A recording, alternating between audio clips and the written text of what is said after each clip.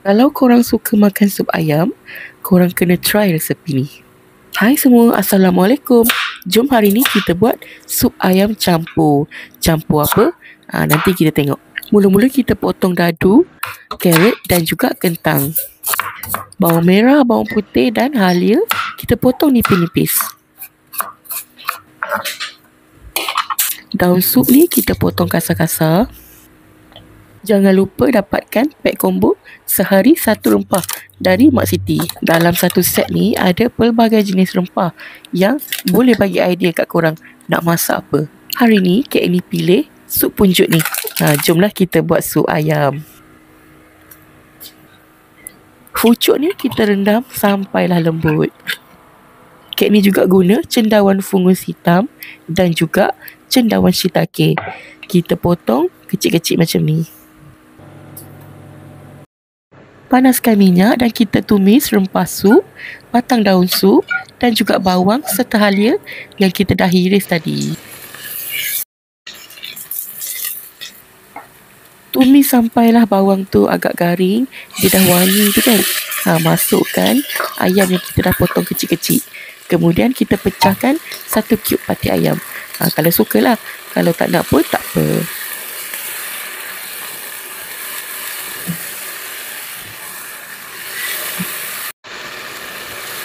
Kacau rata-rata, kita biar ayam tu kecut. Lepas tu baru kita masukkan kentang. Dah masukkan kentang, bolehlah masukkan air.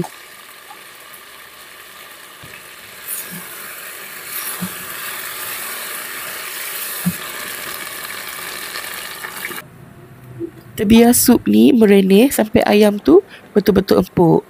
Dah mendidih, dah empuk, boleh masukkan carrot dan juga cendawan.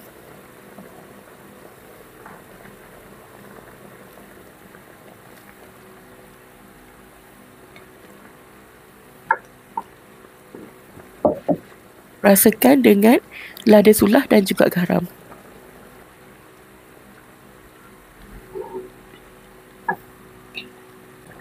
Masukkan pucuk yang kita dah rendam tadi.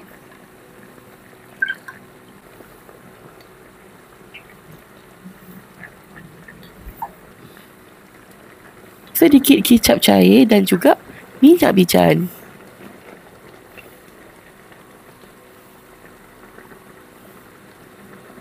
Dan akhir sekali tabur daun sup dan juga bawang goreng.